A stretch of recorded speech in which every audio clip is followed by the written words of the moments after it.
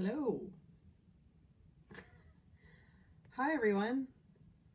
How do I pull up the chat window? Oh no, that's not right. This is what I go through every time when I do these Facebook Lives. I can never figure out where the chat window is. Live video. Hi, Shannon. Yay. Hi. Oh, okay. Maybe it'll just pop up down there. Hello. How are you? All right, I'm not really that inept when it comes to technology, but I feel like whenever I do one of these Facebook Lives, hello, I end up like not knowing what I'm doing and rambling. So here I am. How are you guys? Yay, Eva. Hello. And if I hit wave, then I think it works. Blurg. The wave is not working, you guys. There you go. All right. Hello. Thanks for joining me. Thanks for being here. Oh, hi, Candace. Just to give you guys a laugh of how my week has gone. Our basement toilet exploded like 2 days ago. So it's been a rough week in the Shoup household. My husband had to deal with most of the unpleasantness, but it turned out that the sewer outside our house got backed up, so probably everyone's toilet flooded, but that's what my week has been like. So hopefully you guys have had a better week than I have. Okay. Hi, you guys. So, I thought that, oh, hello. So anyway, it's all cleaned up. Sewer is now clear. No problems. No problems. It's all been handled, and everything's been bleached, and everything's been thrown away. But it's no fun, you guys. Plumbing. Ninoska asks, what am I currently working on? I think I pronounced that right, Ninoska. So what am I currently working on? I'm working on two things. I'm working on the page proofs for The Devil of Downtown, which comes out at the end of June. Page proofs are the last final stage where I can make any changes at all to the final book. So that's what I'm doing right now. They're due in early February. I'm happy to talk about The Devil of Downtown too. I feel like the people who are expecting The Devil of Downtown to be like The Prince of Broadway might be a little disappointed because they're real different. And I'm happy to talk about why. But, you know, anyway, they're just different. I don't know. You guys will have to tell me what you think when it comes out. But I like The Devil of Downtown a lot. I think my editor loved it, and she said it's the shortest revision letter she's ever written as an editor because she had no changes at all. So that's good. It's just not, I think it's going to surprise people. I mean, if you're expecting The Prince of Broadway, like, it's not that. It's pretty different. Does that make sense? The devil in The Devil of Downtown is Jack Mulligan, who you've met in the other two Uptown Girls books. And the thing about the devil, you guys, is he's not like Clay. He's not like a grumpy, stoic alpha. I mean, he is alpha, but he's not like the strong and surly type, which I love. I'm a big fan of strong and surly. Jack Mulligan is charming. You know, the devil like lures you in and gets you to do things that you might not otherwise do, because and then you're in so deep that you're like, oh my God, what have I done? That's sort of the Devil of Downtown. Like, he's super charming. He's got everyone under his thumb. He trades in favors, and he sort of leads Justine, the heroine, down this rabbit hole of like you know, hey, I'm the guy in town who can make anything happen. And Shannon asks, have I seen Lucifer and Tom Ellis? And I have, and I like that show. I like him a whole lot. He's real good on that show. So yeah, it's kind of like that. Like, he's super handsome. He's super charming. He's the guy that, you know, can get anything done in New York City. He trades in favors, so everybody owes him a favor, including the heroine. And it's all about, like, you know, him just being like this really witty and charming, but really bad for you guy. And he's a criminal, you know. So anyway, The Devil of Downtown is really fun.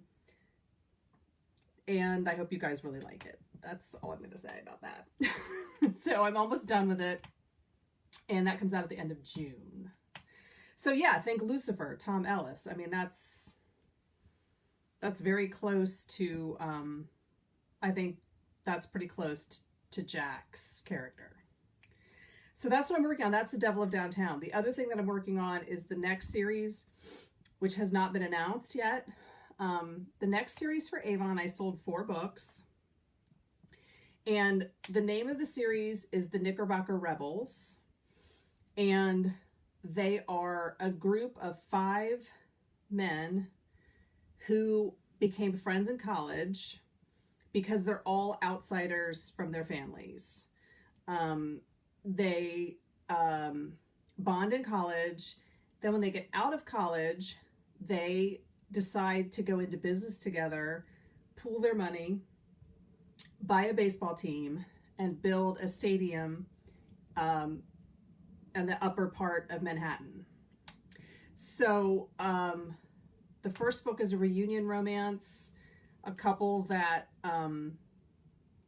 gets married sort of on a whim on like a drunken weekend, and she's an actress, and he is cut off from his family and realizes he doesn't have any money because, spoiler alert, the heroine took all of his money.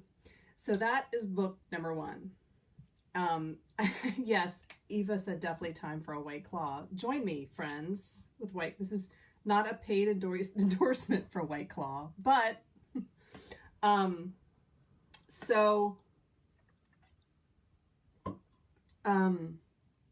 that is the next series, which is 4 books, The Knickerbocker Rebels.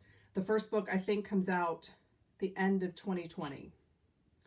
And yeah, it should be fun. They're all, baseball is sort of a looming topic in the books. You know, it's like in the backdrop. And there's going to be 5 friends. One of them will die, leaving a widow who will be the heroine of book 4. So that's like all coming. Working on it. Very slowly, but I am working on it. All right, so I want to get into The Prince of Broadway because there were questions when the book came out. I know, Eva said, please, baseball. Listen, I really tried to get in more baseball, and Avon did not think it was going to sell. Excuse me. So I'm going to do my best is to get as much baseball in there as I can. We're just not sure that a historical sports series will sell. So maybe as a historical women's fiction, I can do it. That's certainly on the table, but but there will be some baseball in the new series, just not, you know, it's not going to be a league of their own, sadly. All right, so I want to talk Prince of Broadway. So one of the first questions that came out when the book was released, somebody in the group, and I forget who, forgive me, asked, I don't understand the name. So I know Shannon said historical baseball. So it's also my thing. I love. And the history of baseball is really fascinating because it all happens in New York City, Boston, Cincinnati, Chicago. I mean, it's all in the Gilded Age. It's fascinating. There were female players, but women kind of get run out of baseball in the late 19th century when men start to commodify it, because it had been considered a child's game. And so when men wanted to make it like a professional sport where they could make money at it, they had to legitimize it. And one of the ways that they had to legitimize it was to push women out and push players of color out. So it really becomes a white man's game on purpose, so that they could commodify it and make money. And that happens in the end of the 19th century. And it's done deliberately. I mean, there were meetings, and that's why we see the formation of the Negro League. And women really stop playing because it's considered a manly sport. And any woman who plays it is really vilified and made to seem like she's loose. And there were, I'm really getting off on a tangent, but if you guys are interested in baseball, I'll talk it all day long. There were promoters who formed these female teams and took them around the country in the 19th century, and they played games throughout the country, and they were called, they were barnstorming teams. And some of these men were predatory, both that they were shysters and also that they were sexually abusing the players. So it really becomes unsafe for women to continue to play baseball in any kind of professional capacity because they were just taken advantage of. They weren't paid. They were, again, sexually assaulted. You know, the conditions just were not great. So it's really a sad thing. But there were a few standout female players that are really fascinating that if I do decide to write like a historical fiction or something like that, I would definitely base one of the players on a couple of, you know, there are a couple of them that are really, really fascinating. So like one player, you know, she had a bunch of brothers, and her brothers were really good. She was really good. She was a pitcher, and her dad basically formed and bought a team so that she would have a team to play with because her dad was super wealthy. So her dad just like buys her a team, and suddenly it's her team. I mean, how cool is that? So anyway, I do love the baseball, historical baseball. And like I said, I'll be getting some of it in the next series, but it just won't be all baseball. So, all right, Prince of Broadway. The first question that came up when the book was released was, I don't understand the name. Okay, so I needed 3 landmarks in New York City. The series was 3.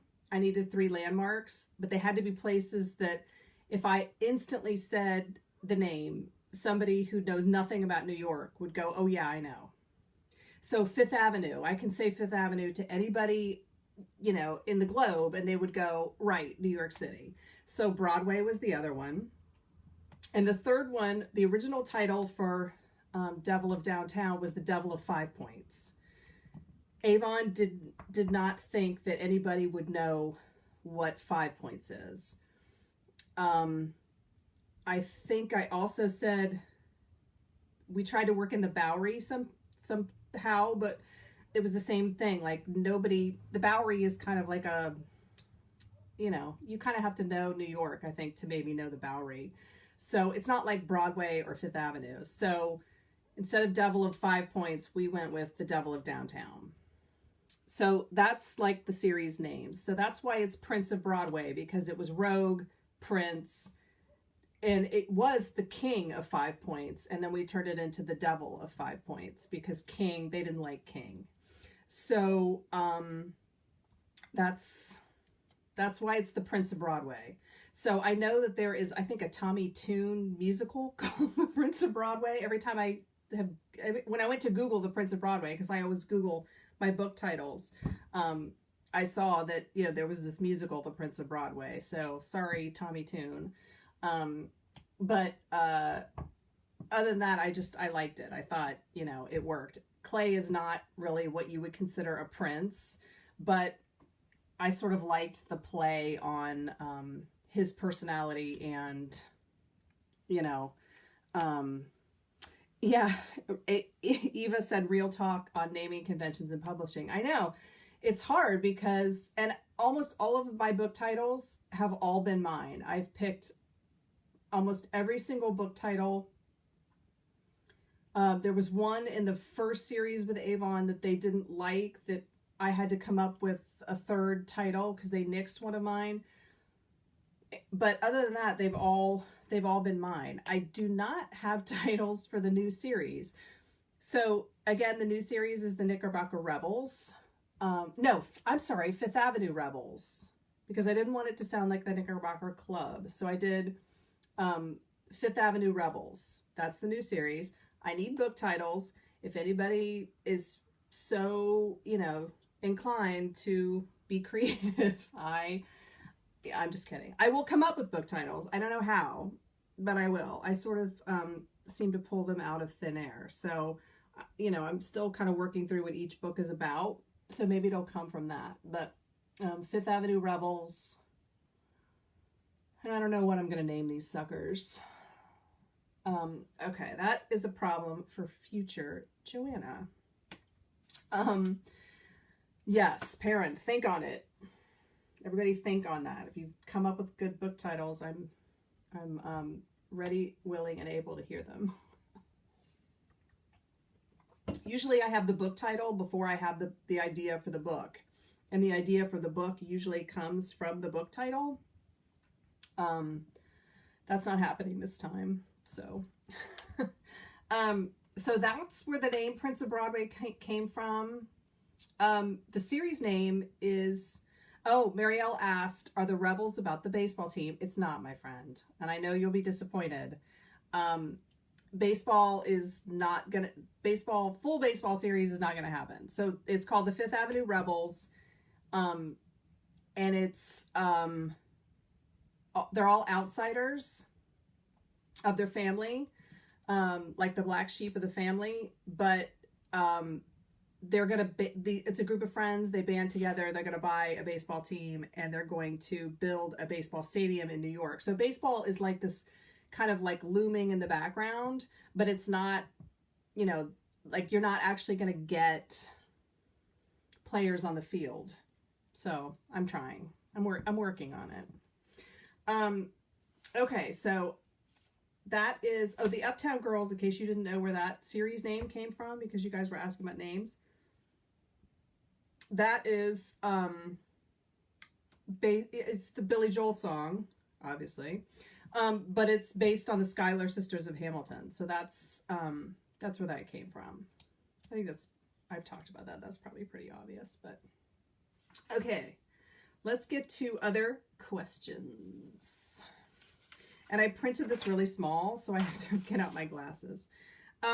Okay, Perrin asked, how much time do you spend researching your books? Do you research each one, or do you research the time period and go from there? That is a good question. I mean, it's more than one question, but they're all good questions. So how much time do I spend researching? So really what's sad is I spent 4 months researching Gilded Age baseball. And I'm not going to be able to use any of that knowledge that's sort of rolling around in my head. I had a whole baseball series worked up that I pitched that got turned down. So I spent a lot of time working on Gilded Age baseball. It just depends. It depends what the book is about. It depends. I've kind of been stuck in the Gilded Age for a while, so I know it. I don't have to research a lot of the broad strokes, but like for the Prince of Broadway, I know nothing about gambling. So I had to research all kinds of stuff about like what has the best odds and what, if you had this hand, what would you play, and blah, blah, blah, blah, and splitting the nines and everything else. Like, so I had to research a lot about gambling. The Rogue of Fifth Avenue, which I think I told this story, got me kicked off jury duty. The Rogue of Fifth Avenue was hard because there was the law stuff was really hard. That took a lot of me going out to the Romance Landia lawyers and saying, who can answer this question? Felicia Grossman, who is an attorney, a trial attorney, was so completely helpful. One of the Heaving Bosoms ladies is an attorney, and she helped me out a lot.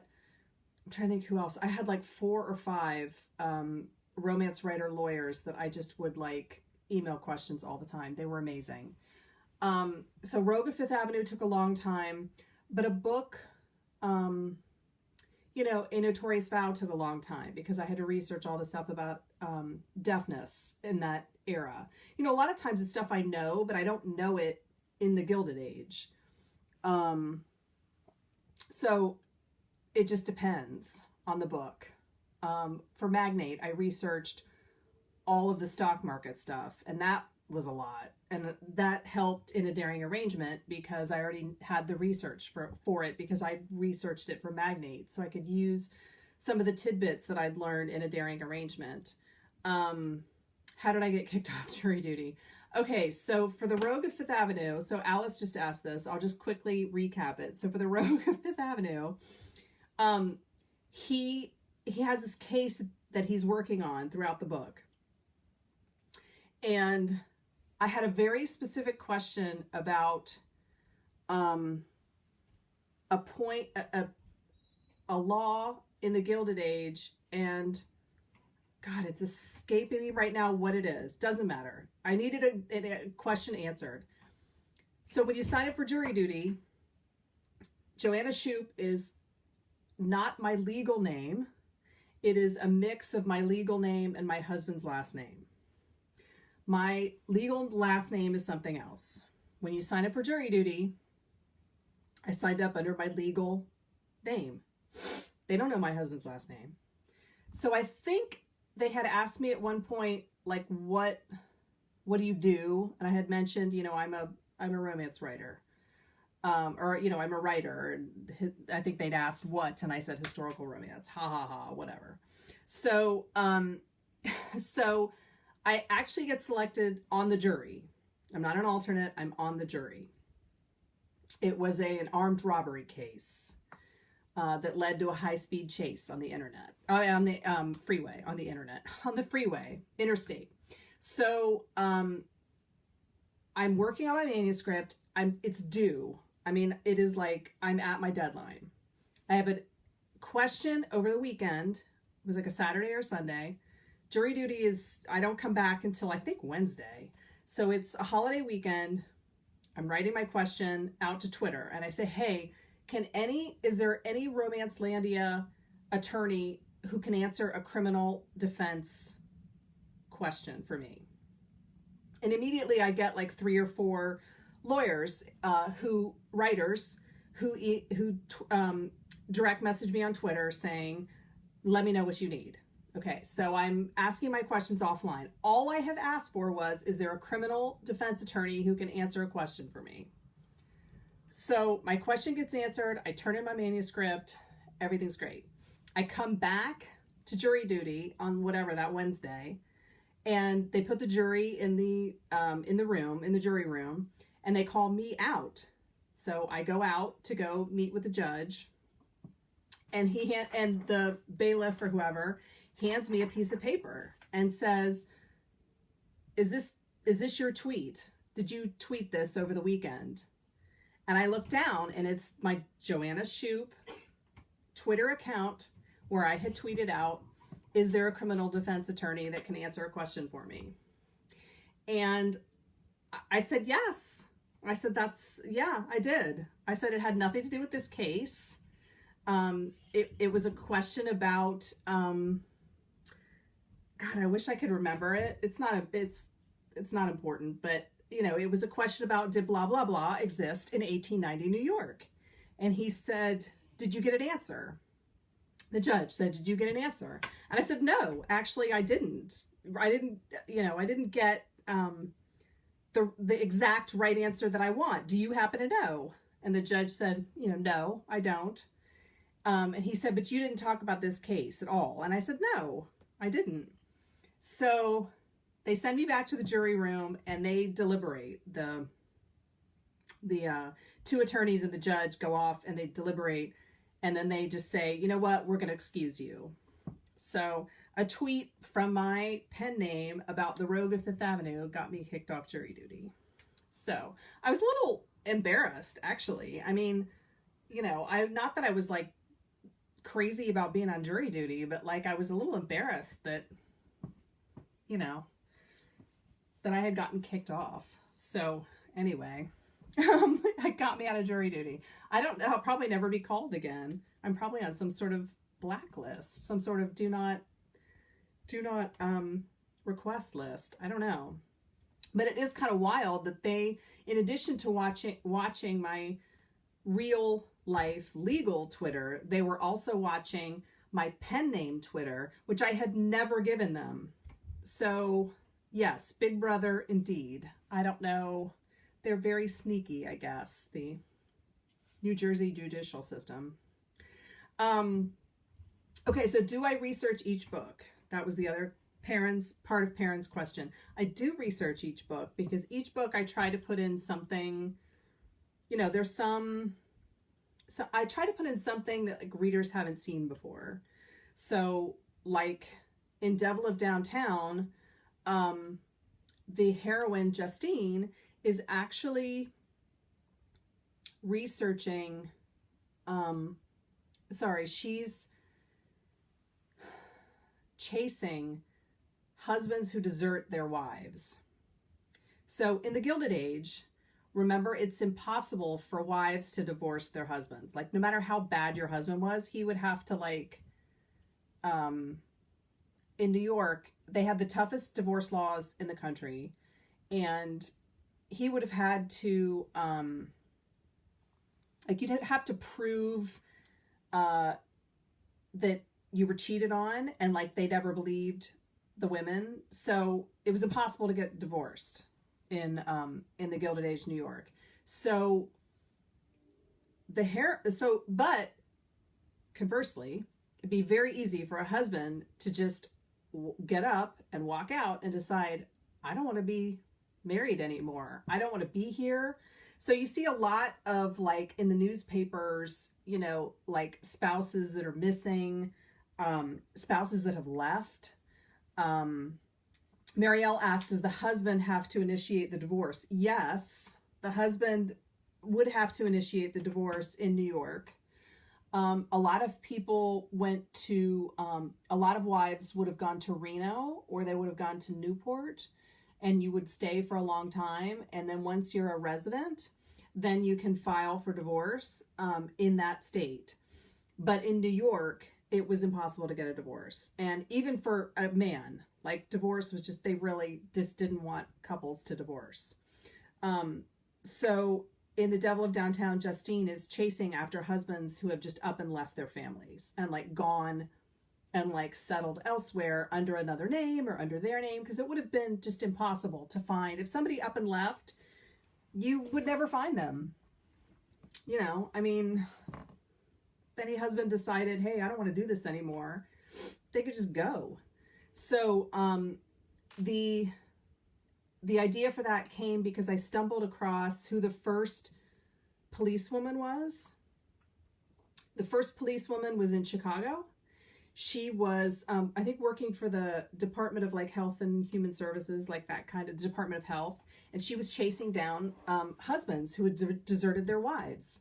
And she would bring them in to the police. They were called wife deserters. So she is so successful, this woman in Chicago is so successful at chasing down these wife deserters that they actually put her on the Chicago police force, and she's the first woman to get a badge with arrest capability in the country. So when I stumbled upon that, I thought, oh man, I have to use that, and that's Justine. That's her. So in The Devil of Downtown, she is going through throughout the city trying to find these wife deserters, and she's finding them and she's bringing them to the police, and that's how she sort of gets tangled up with Jack Mulligan. So that's sort of how I stumble on things that I decide to use that I think are just fascinating.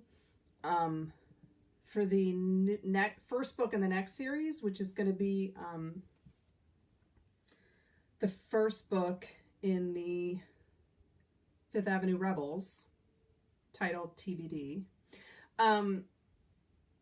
She's an actress, and I'm basing her on Mae West, which if you've ever read anything about Mae West and her life and her career, she is fascinating. I mean, talk about like a blazer and just a ball buster and like nobody else. I mean, especially for that time period. So that's the heroine for the next story. So I tripped over something about Mae West. I went, oh my God, like why?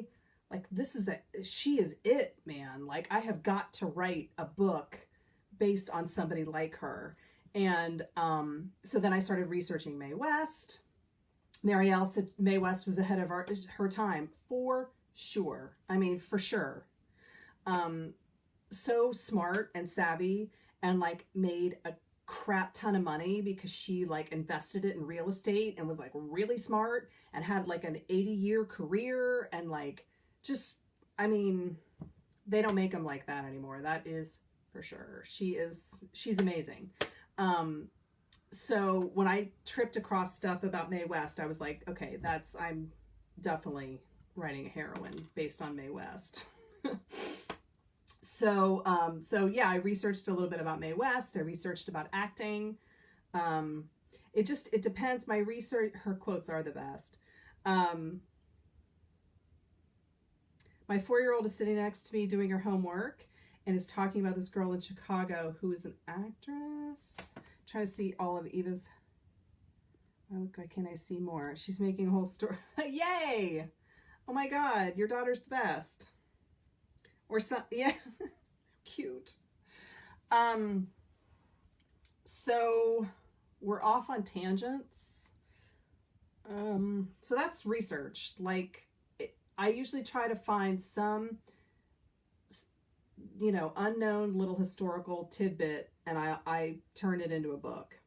That's what I do. So that it just is like me reading and poking on the internet and like,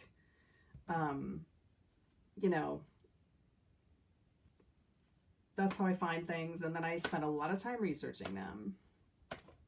I'm trying to think. So yeah, Devil of Downtown, I had to research The Policewoman. Prince of Broadway, I had to research gambling. Yeah. Alice asks, which of your books has the most swoon-worthy scene, and what page is it on? That's a great question, because I don't know what is swoon-worthy. What do you guys think is swoon-worthy? I don't know. Like, is that like sexy pants? Or is that like the black moment where like somebody's like declaring their love for somebody else? Like, I don't know. Swoon-worthy scene.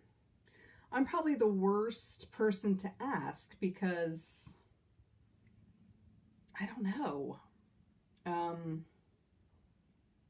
Which of your books has your most swoon-worthy scene, and what page is it on? Yeah, Marielle said that Prince has the scene in the brothel, which is definitely like, that is hands down the steamiest scene I've ever written. When my editor sent the manuscript for Prince back, she said, your readers are going to die for that one scene. Like, people are just going to die. And I knew exactly what she was talking about. I mean, she didn't even have to tell me what scene. Like, I knew what it was, because that is definitely the spiciest thing that I've ever written. It was fun. I've been wanting to do that kind of scene for a while. So swoon-worthy, I just don't know. I really don't. Yeah, Marielle said, I think swoon-worthy can be romantic and turn you into a puddle at the same time. I can tell you that I have like a few scenes that I teared up actually writing, and the one that comes top of mind is the one where in The Rogue of Fifth Avenue, where Frank goes back to his house on, I forget what street, but down in Five Points, and his mom, comes out and she kind of says, I always knew you'd come back.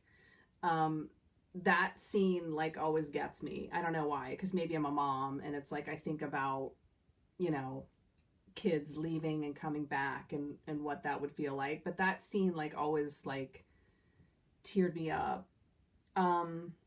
And there's stuff in the Lady Hellion probably where the hero is kind of like a mad genius. He's not really mad, but he's kind of like a reclusive genius, and he's just convinced that he's going crazy. And there's a lot in that book that like gets me sort of in the feels. But like, I don't know about like if any of that is like swoon-worthy. I don't know. Does any of that count? I mean, as far as like, you know, like grovels and stuff like that, I don't know. I don't know if I do that very well. I've gotten dinged for like not having sufficient grovel before. So that is one of the things that I work on. So I know that's a weakness of mine, because I'm like, well, he said he's sorry and she's sorry, so can we just all like get to the sex? So I'm not very good at the grovel. So I do spend like a lot of time thinking about like, is this sufficient enough?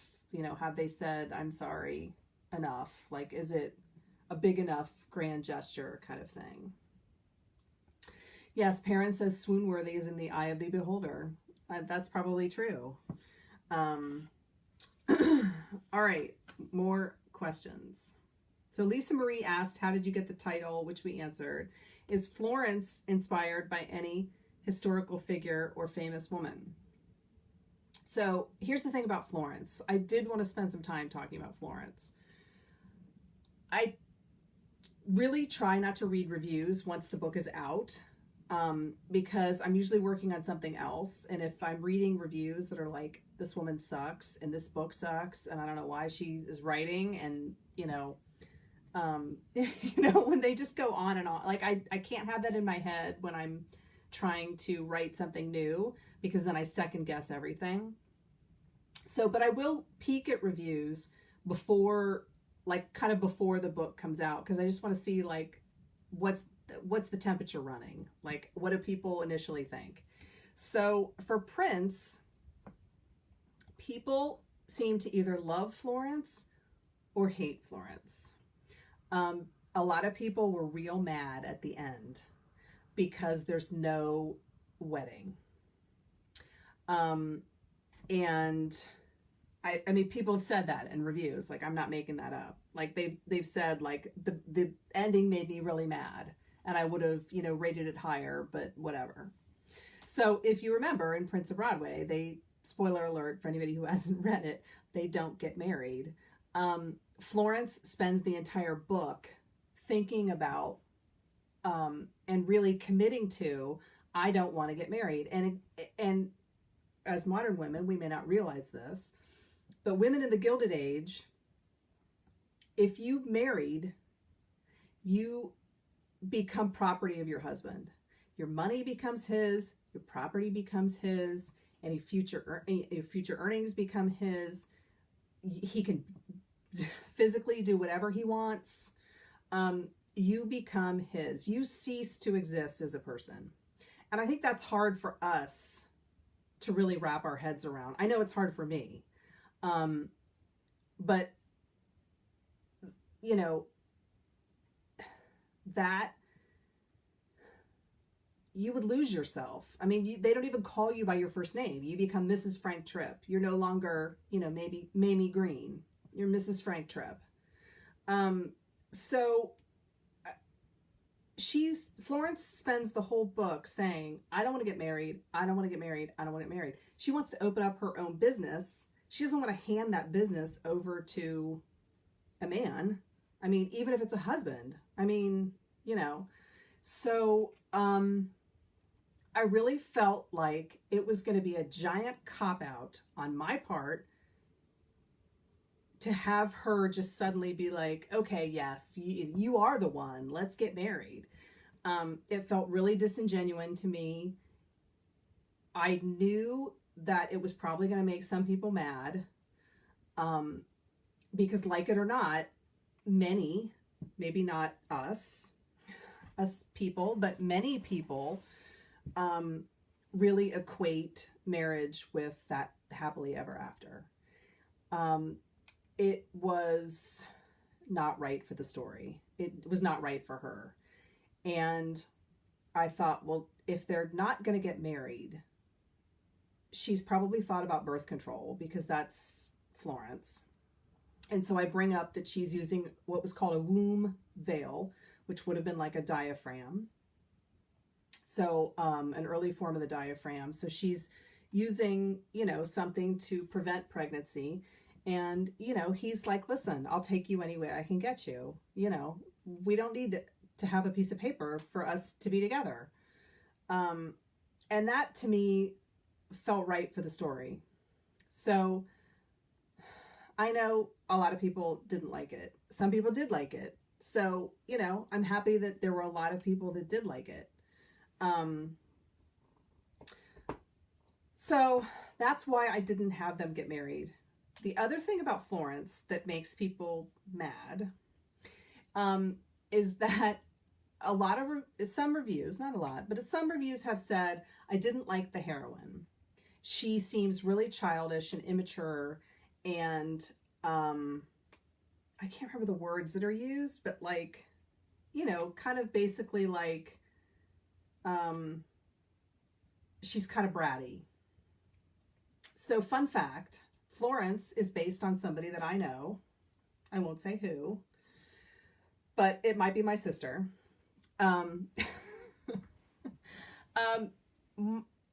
Florence is young. She's 21. I mean, what 21-year-old doesn't think they can do anything and like is like mature enough to like, I mean, she's not 31, she's 21. So Florence is a little dramatic. She's the middle child. She's got a big heart and a big personality, and like she's very like F the patriarchy. I mean, she, that's all I can say is like, she's 21. She's based on somebody I know, who I love dearly. I think I was able to show sort of the good sides and the bad sides of her. At least I hope I did, because she's based on somebody I know in my family. So, I mean, somebody you would not want to F with in my family. That's for sure. But yeah, so, but I also made her 21. I mean, right? She's full of like that youthful optimism and like that, naivete, really. I mean, she, and the attention, she craves attention. So that's Florence. I mean, I adored her. The name Florence comes from my Aunt Florence, who's deceased, but that was my mother's sister. So that's where I got the name Florence. But I really liked her. She was different for me. And, that's Florence. Again, we're off on a tangent. But that's where Florence was inspired by. So Shannon says, give me an unlikable heroine. Good. I mean, right? That's like, I wanted to show her throughout the book. By the end of the book, she realizes like, oh, I have to stop and think about this, because I usually rush through decisions and I don't think about anything. So I need to start thinking about things. And that was like her progression throughout the book. And I wanted to show that. Maybe it wasn't clear, but like, that's Florence. So she's inspired by not a historical figure, but a living, real person. Okay. Eva asked my favorite research resource. That's a good question.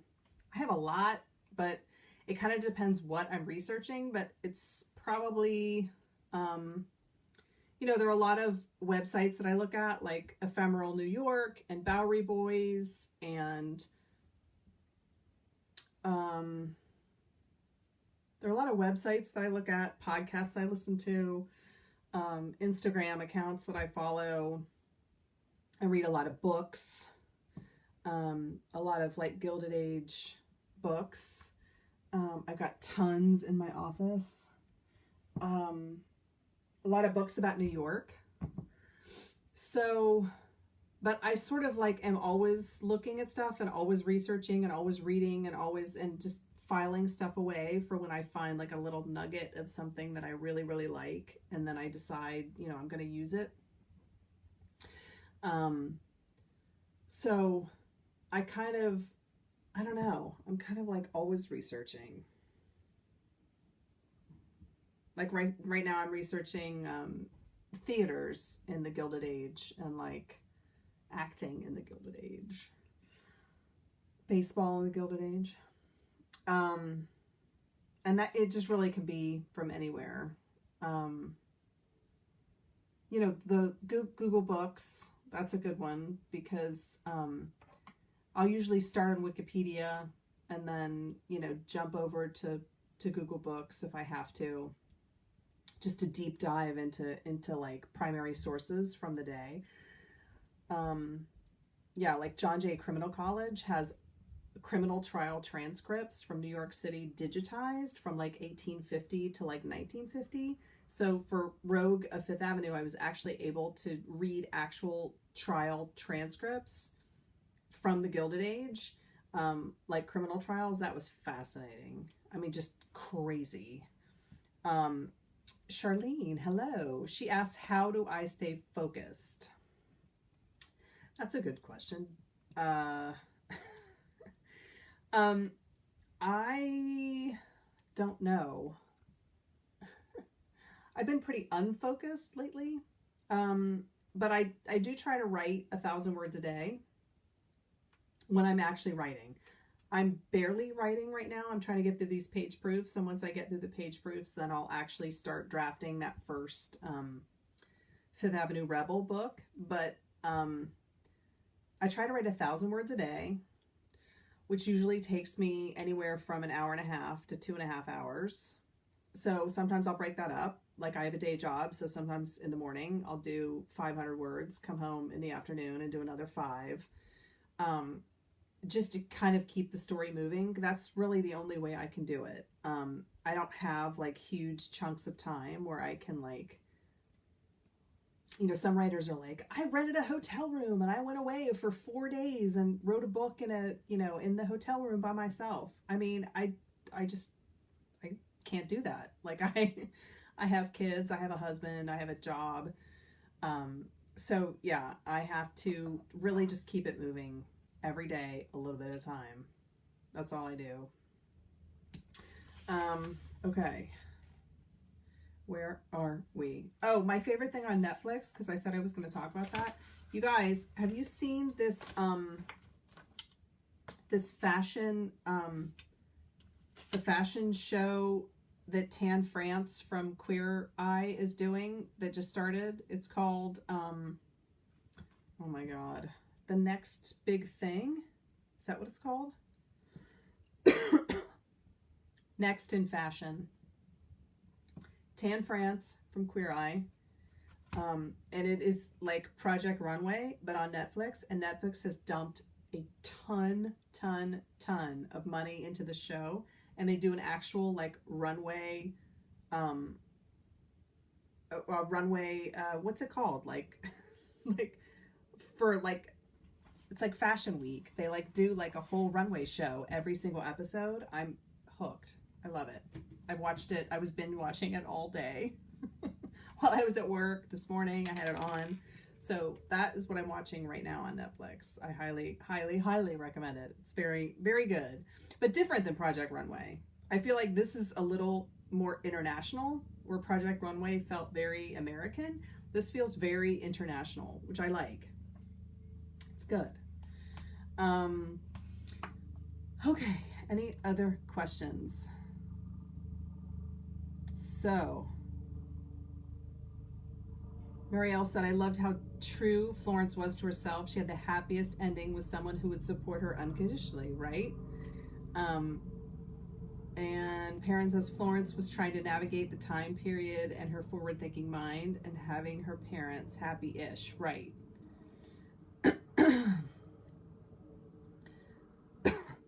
All right, you guys. Anything else I didn't cover about The Prince of Broadway? This is my copy where I like go through and I like highlight, like I mark the pages like where I can find like quotes and stuff. So Marielle asked about the Netflix show, which I've already forgotten the name of. The Next Thing. What did I say it was? They work in teams, which I kind of like. So it is a little less cutthroat than Project Runway because they're already working in teams, and it's not just women's clothes, it's men too. Like a lot of times they'll have to design a look for the man and the woman, and they've also had some plus size models. So I don't know, I really like it. I like that it's not like all like skinny, you know, runway models. It's very you know, there's dudes in there, and it's very diverse. It's a good show. I like it.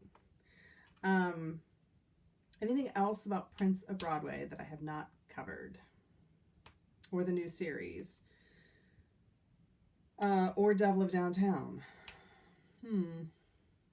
Devil of Downtown is up on Edelweiss right now, so it's going to be going out to reviewers soon, which is a little makes me real nervous. I don't know, you guys. What else?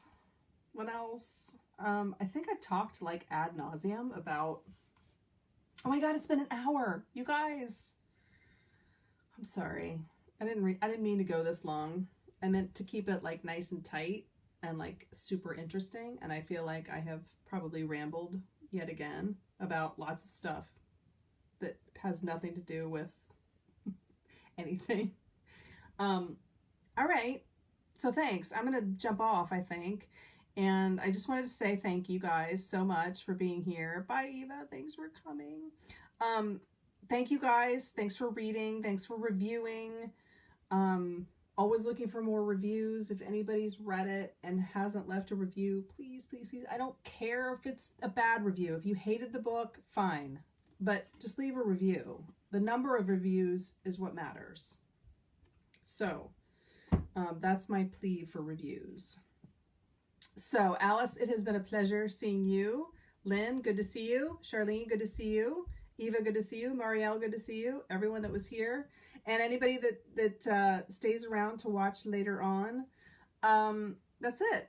So hopefully I'll see you guys soon. And thank you so much for everything. And I'm working hard. More books soon. No rest for the wicked. All right.